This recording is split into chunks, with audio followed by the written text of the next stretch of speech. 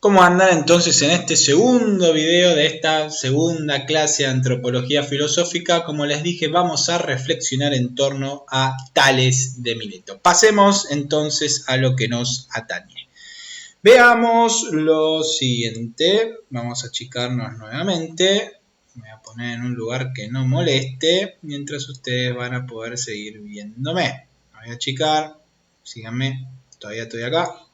Así que pasemos a los contenidos. Les decía que íbamos a leer, además de cierta bibliografía o de esta bibliografía que ya les dije de Friedrich Nietzsche, un libro, un manual, un libro podríamos llamarlo así, de Kirk-Raven Schofield, que se llama Los filósofos presocráticos, historia crítica con selección de textos. Ahí les dejo un poco la bibliografía como para que la tengan en cuenta. Es un texto que nos va a hablar de los físicos, como así se lo llamaban, pero no a los físicos de los que hacen física como nosotros los entendemos, sino de los físicos presocráticos y sus precursores. Pero nosotros nos vamos a enfatizar en algunos de estos físicos presocráticos.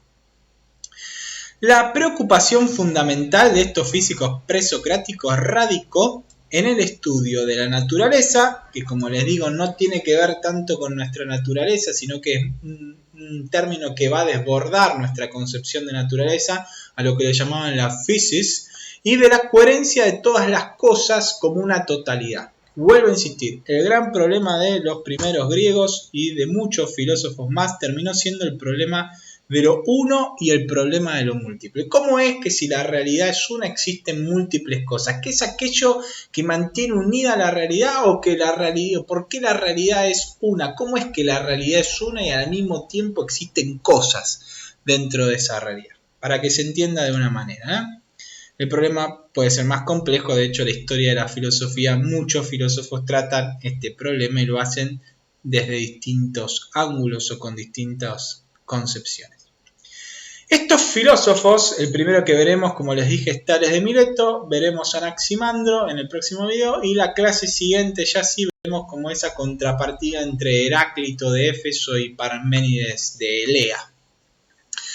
Pero quedémonos entonces con Tales de Mileto, el primer gran filósofo griego, o así es concebido por la tradición.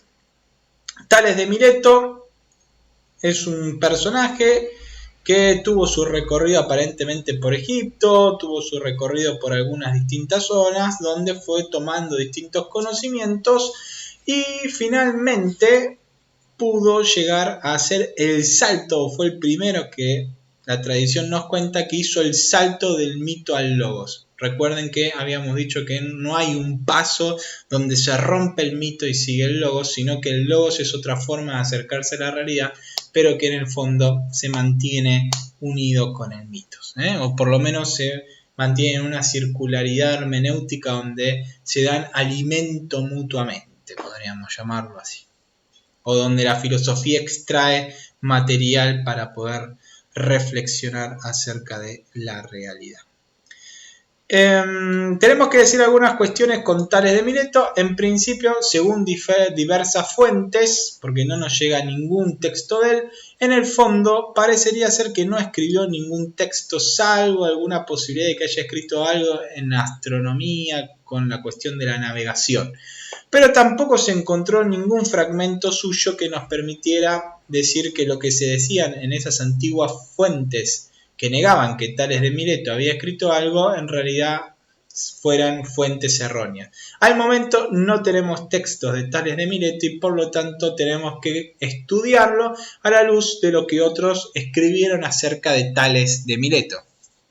Hay que tener cuidado cuando uno hace ese tipo de acercamiento, porque el que escribió acerca de Tales podría haber escrito, o pudo haber escrito, mejor dicho, a favor de este personaje o en contra, o ridiculizando determinados aspectos o ensalzando algunos por demás. Por eso cuando se hace este tipo de acercamiento hay que hacerlo con mucho cuidado, contrastando fuentes y admitiendo en algún punto que quizás no podamos conocer en profundidad a este autor, más allá de lo que nos presentan otros.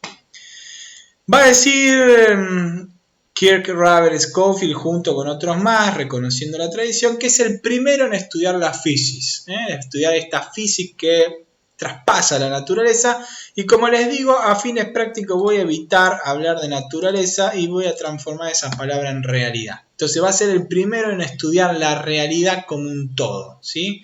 Porque si no, naturaleza se puede confundir con lo que nosotros llamamos lo natural o la naturaleza. Vayamos entonces a hablar de realidad como para no confundirnos, si bien no es exacta la traducción de physis por realidad, pero es menos errónea que pensemos physis como realidad que physis como naturaleza. No importa más que saber esto para este curso introductorio. Va a decir Aristóteles, citando a Tales de Mileto, nunca sabremos si es lo que escribió Tales, si lo dijo Tales, no lo dijo Tales, pero en principio la tierra flota sobre el agua, que es en cierto modo la fuente de todas las cosas. Aparentemente Tales de Mileto, y así lo reconoce, vuelvo a insistir, la tradición de la filosofía, Nietzsche mismo reconoce, como decíamos, esta cuestión, que el agua para Tales era la fuente de todas las cosas. En la Metafísica de Aristóteles, otro de los libros famosos de Aristóteles, vamos a ver lo siguiente con respecto a Tales. Va a decir, respecto al número y la forma de tal principio, el arjé, el principio original de todas las cosas, no todos están de acuerdo, sino que Tales, el iniciador de tal tipo de filosofía, dice que es el agua. Por lo que manifestó que también la tierra está sobre el agua, tomando tal vez dicha suposición de la observación de que el alimento de todas las cosas es húmedo, de que el calor mismo surge de éste y vive por éste. El principio de todas las cosas es aquello de donde nacen, dice Aristóteles citando a Tales. Conclusión, para Tales, según Aristóteles y según la tradición de la iglesia, de la filosofía, va a ser el agua.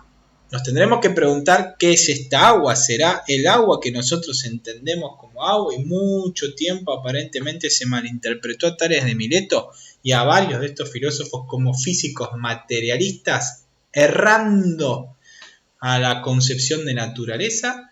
O en realidad estaría hablando de otro tipo de agua y el agua no es más que un elemento simbólico análogo que nos permite hablar de otro tipo de agua similar a esta agua pero bastante distinta a la que nosotros tomamos o con la que nos bañamos. Entonces, ¿es un sustrato material como se dijo a lo largo de la historia de la filosofía o es una analogía que nos lleva a pensar en algo más?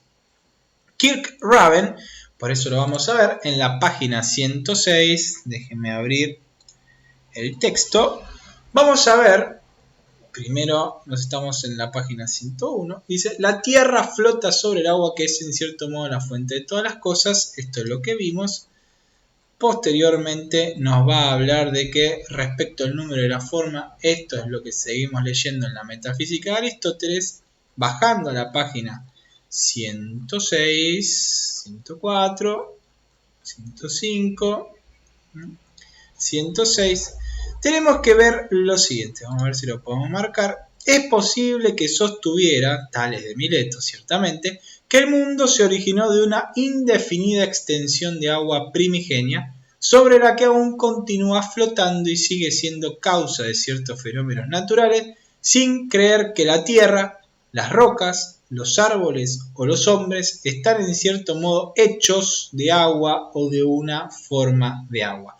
Es probable que Tales, que no hubiera más que una simple conexión, pensara que no hubiera más que una simple conexión ancestral entre esta agua que nosotros tomamos y el agua de la que está hablando. Aparentemente Aristóteles, como lo decía, malinterpretó lo que Tales de Mileto quería decir.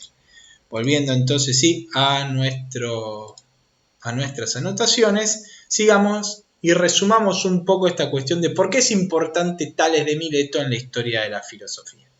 Dejemos ver, quiero ver si no estoy molestando. Perfecto, en el video se ve. Así que vayamos entonces a por qué es importante Tales de Mileto en la filosofía. En principio, por estas tres grandes cuestiones. Nos dijo algo o nos dice algo del principio original de todas las cosas. Uno podría pensar que si hablo de un agua primigenia todavía estaría hablando como de un lenguaje mítico que ya estaría desantropomorfizándolo, pensando en algo más bien no humano o en un ser divino, sino en algo. Pero todavía está atado de alguna manera ese mito. Segunda cuestión. Además de hablarnos de un principio original o del arjé, nos habla de un lenguaje desprovisto de imágenes o fábulas. Ese arjé, este principio original, lo transforma, al pensarlo como algo cercano, similar a algo natural, lo transforma en un físico o en un cosmólogo. Ya no se hace más cosmogonía como los mitos, sino cosmología. Porque se está pensando desde un pensamiento racional, desde el logos, desde la razón, de un discurso con sentido, un discurso con peso. A su vez también va a ser importante Tales de Mileto porque contenía embrionariamente esta idea maravillosa que dice lo siguiente, que todas las cosas eran una. No solo busca un principio original, como lo buscaban los mitos, quizás en un dios, sino que lo desproviste, lo desnuda de imágenes o fábulas ligadas a los dioses, si manejándose en el ámbito racional, sino que a su vez también dice que todas las cosas eran una. Pega un salto de estas rocas de la empiria, de la experiencia, hacia el pensamiento racional acerca de lo profundo o de la realidad como un todo. Fue el primero en ver que las profundidades de la realidad como un todo desde una perspectiva racional, es lo que acabamos de decir, como a su vez también fue el primero en escuchar los ecos de la sinfonía del mundo, de lo más profundo de la realidad del mundo, y capaz de proyectar esos ecos en conceptos racionales. Es una frase que está sacada de este libro de Nietzsche, como les dije, el pensamiento, la filosofía en la época trágica de los griegos. Fue el primero en escuchar los ecos de la sinfonía del mundo, de escuchar lo que vibra en el mundo, para decirlo de alguna forma, lo que el mundo es, y de proyectar ese eco con palabras racionales. Algunas reflexiones en torno a la antropología que uno podría de alguna manera inferir desde Tales. Tales no habla claramente de una antropología filosófica, pero sí nos permite su pensamiento poder reflexionar acerca de él. Como la planta nos permitía, o la palmera nos permitía estudiar o conocer en qué ambiente nos encontrábamos, de la misma forma el ambiente donde nos encontramos nos permite conocer la vegetación.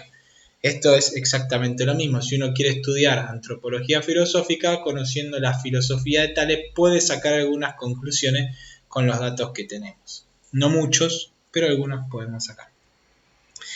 Algunas reflexiones que se me fueron ocurriendo con respecto a la antropología filosófica detrás de Tales. El ser humano posee la experiencia de la realidad como un todo en el que se da lo múltiple. Esto es fundamental. Esta fue una intuición fundamental de Tales de percibir que la realidad es un todo, que existe lo múltiple y a su vez también que hay un principio en eso múltiple, por lo cual la realidad es un todo. El ser humano es capaz de conocer el fundamento o principio de la realidad, por eso él lo define o da a entender que es algún tipo de agua o agua primigenia, pero en el fondo está reconociendo que el ser humano es capaz de conocer ese principio, capaz de aprehender con H ese principio, de alcanzarlo, de tomarlo y expresarlo, de escucharlo, como decía Nietzsche, como un eco y poder ponerlo por palabras racionales.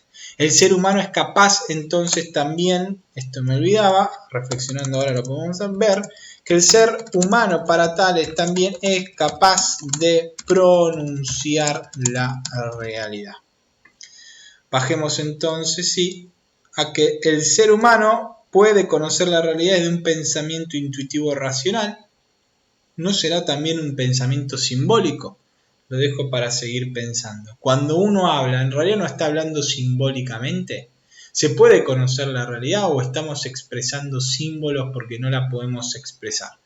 Lo debatiremos más adelante cuando veamos otro tipo de filósofos, sobre todo los filósofos de la modernidad y la contemporaneidad. Nos expuso la reflexión sobre las almas atribuibles a Tales porque no llegaron sesgadas por Aristóteles.